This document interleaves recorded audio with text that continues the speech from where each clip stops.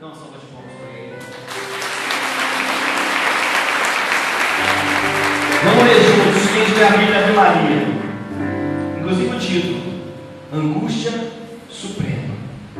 Foram em seguida para um lugar chamado Getsêmani, e Jesus disse a seus discípulos: sentai-vos aqui enquanto vou orar. Jesus era um homem de oração, né, gente? Até no final, enquanto vou orar. Quantas vezes Jesus se retirou para orar? Levou consigo Pedro, Tiago e João, e começou a ter pavor e a angustiar-se.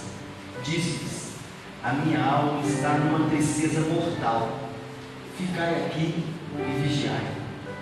Adiantando-se alguns passos, prostrou-se com a face por terra e orava que, se fosse possível, passasse dele aquela hora. Abba, Pai, suplicava ele. Minha Bíblia está diferente, ninguém está lendo, está igual? Abba, Pai, suplicava ele, tudo te é possível, afasta de mim esse cálice. Contudo, não se faça o que eu quero, senão o que tu queres. Em seguida, foi ter com seus discípulos e achou-os dormindo.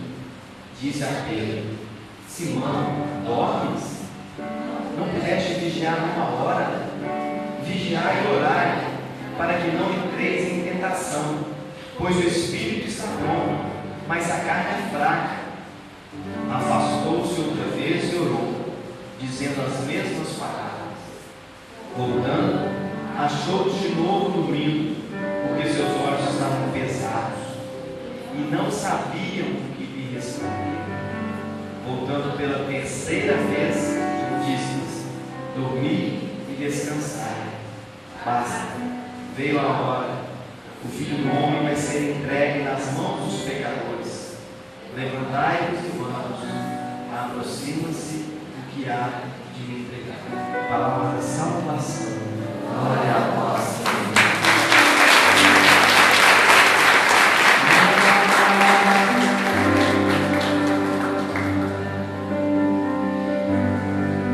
E as palavras do Santo Evangelho: perdoe os nossos pecados, cure as nossas enfermidades e nos prepare um lugar na vida eterna. Amém. Em nome do Pai, do Filho e do Espírito Santo. Amém. Gente, Jesus fez aqui o que ele faz sempre conosco. Jesus, mesmo nós não conseguindo acompanhá-lo, ele sempre volta para nos puxar. Ele sempre volta para nos animar, como ele fez com os apóstolos. Vamos, gente, vocês estão dormindo, vocês estão devagar, vocês estão acomodados, vamos. Aí pela segunda vez, pela terceira vez, esse é o papel de Jesus, e o nosso papel é estar nessa peleja mesmo, com os olhos pesados, às vezes dormindo, às vezes com as almas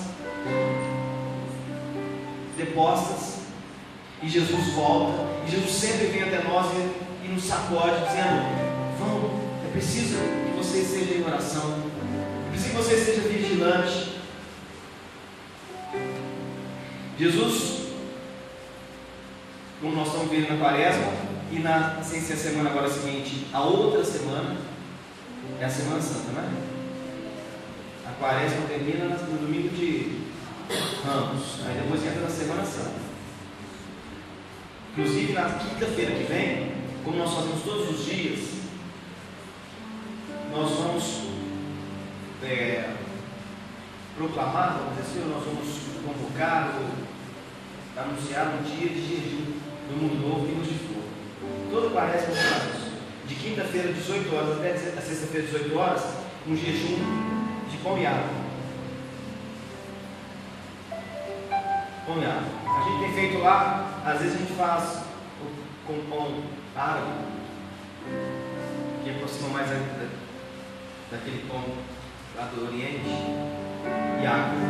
Então nós vamos de quinta-feira, 18 horas, até sexta-feira, 18 horas, nós vamos, algumas pessoas, mas todos são convidados, nós vamos, dentro de tudo que já estamos fazendo na Quaresma, para que a nossa oração possa nos aproximar mais de Deus e trazer outras pessoas para Deus, nós vamos proclamar um jejum de pão e água. Ninguém vai morrer. É claro que quem tem diabetes, quem tem alguma coisa que precisa se alimentar melhor, nem pode fazer o jejum, mas a maioria de nós pode. Aquele que quiser, é uma coisa maravilhosa. E chega às 6 horas da tarde na sexta-feira, as lombrigas estão brigando, elas estão dando até nó. Ou não. Hoje a gente percebe que isso foi algo para nós totalmente abençoado. Pão e água. Gente, a angústia de Jesus é o que nós estamos celebrando. E há uma promessa de cura e de restauração, de redenção, justamente pela angústia de Jesus. Ele suou sangue. Jesus não, naquele filme, né? Eu sempre falo também, eu repito muitas coisas, porque as coisas que me marcam, eu gosto de falar. Quando Nossa Senhora, quando Maria olha para Jesus naquele filme, A Paixão de Cristo, e ele está sendo flagelado, Jesus foi o único homem da face da terra que foi flagelado e coroado de espinhos, porque eram duas penas alternativas: ou era coroado de espinhos, ou era flagelado.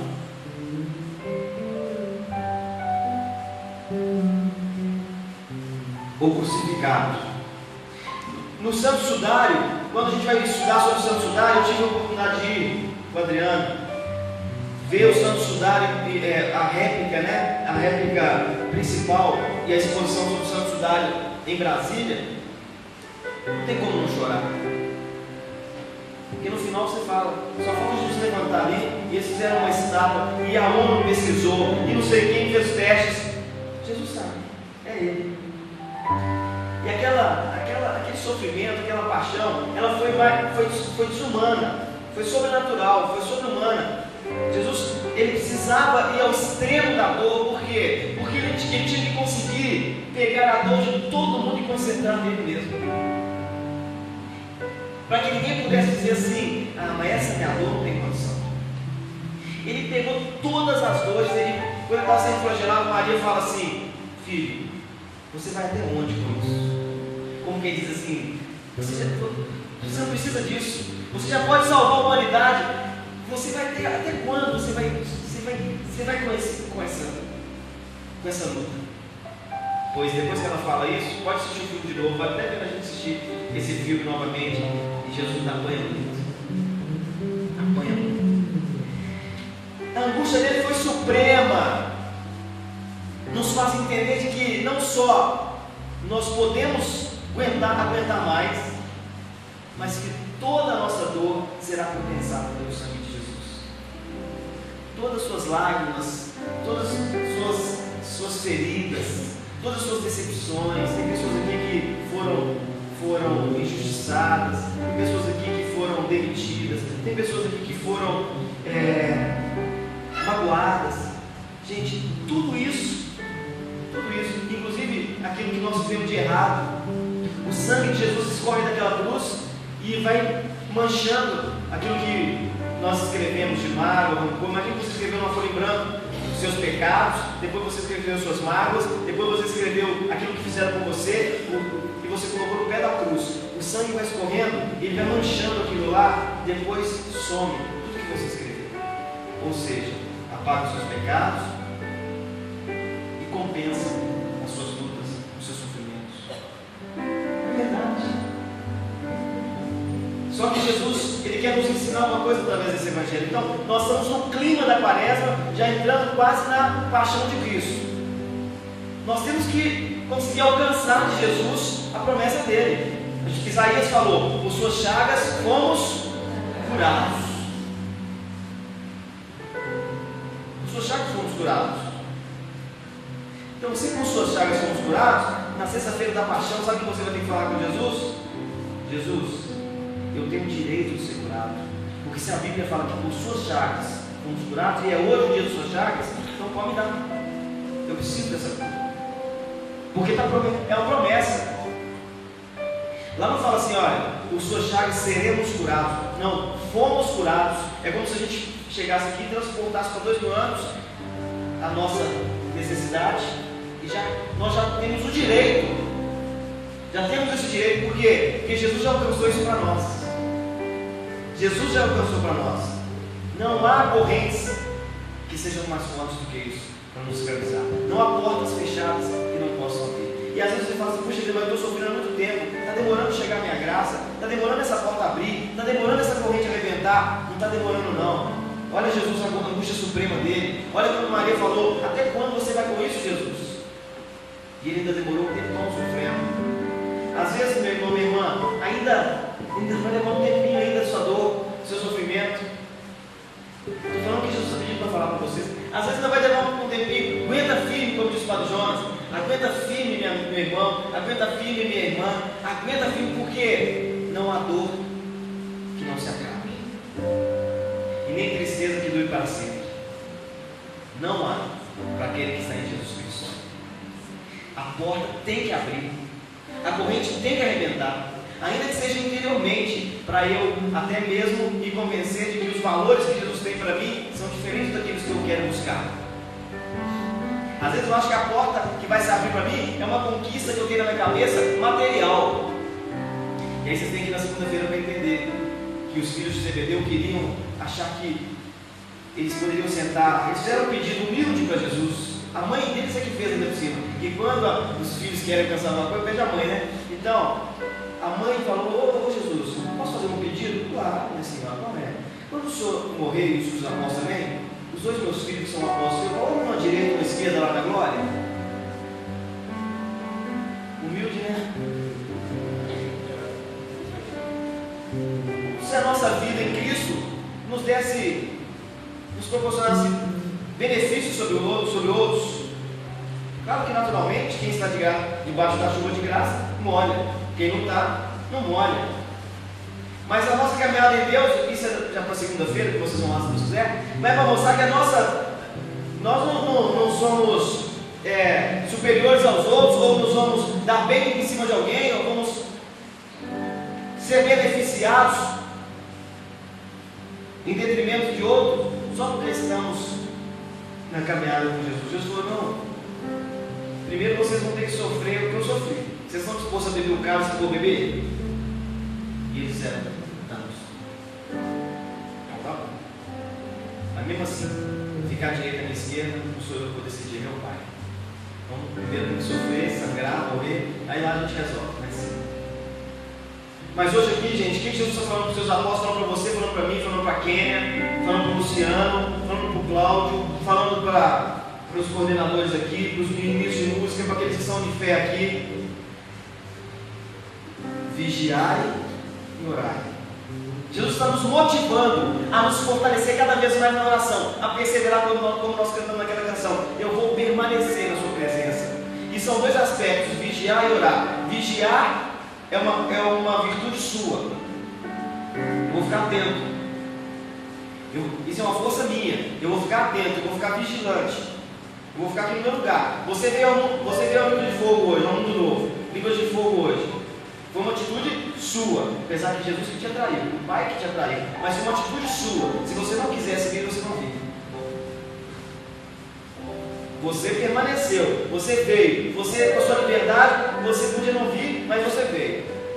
Você podia não vir, você escolhe. Mas quando você começa a louvar e orar, aí já não é, se você é sincero na oração, aí já não depende mais de você.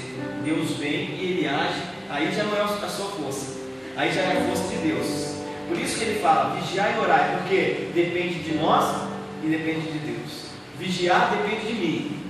Quando eu oro, eu atraio a força e o poder de Deus sobre a minha vida. Essa é a palavra de Deus para nós. E bonito, Jesus falou para os apóstolos. Jesus não falou para pessoas que eram pessoas perdidas lá na vida, que não eram pessoas de oração: vem vigiar e orar. Jesus falou para Pedro, Tiago e João, que eram os chefes dos apóstolos, foram aqueles que viram Jesus transfigurar, eram os escolhidos. Tinha 12, mas dos 12 tinha 3. E Jesus era tão maravilhoso com eles que Jesus podia escolher quem ele quisesse para ver as coisas. Jesus chamou João, Pedro e Tiago para ir para o horto do Getsêmani. E lá ele quis mostrar para nós, que somos pessoas de caminhada, que se nós não vigiarmos e orarmos, nós vamos cair. Aliás, as nossas quedas já são fruto disso. Já tem sido fruto disso. Nós somos motivados 1, 2, 3 vezes e 3, o número 3, assim como o número 7 na Bíblia, é um número de perfeição. Quando 3 vezes, pela terceira vez, no terceiro dia, o 3 é como se fosse assim: Jesus está nos motivando sempre. Sempre nós podemos ir além, sempre nós podemos melhorar a oração, e a oração vai nos livrar da queda, e a oração vai nos fazer ter as virtudes de quê? Amar o nosso semelhante, perdoar o nosso próximo, sermos melhores, sermos mais generosos, sermos mais bons. Amém? Antes de nós fecharmos nossos olhos, antes disso, eu gostaria que algum de vocês me feriu, mas hoje foi assim, olha, foi o dia que eu fui mais tocado de todos. Aquela pessoa que está pensando assim, que eu sei que talvez alguns estão, mas que teve uma palavra que foi assim, uma carapuça que serviu, ou uma luva que se encaixou. De coração, pense rapidamente para falar. Eu quero agradecer a Deus por essa noite. A gente pode até orar em línguas um pouquinho, aí o Espírito Santo, a pessoa que mas está meio com vergonha, o Espírito Santo faz ela levantar. E ela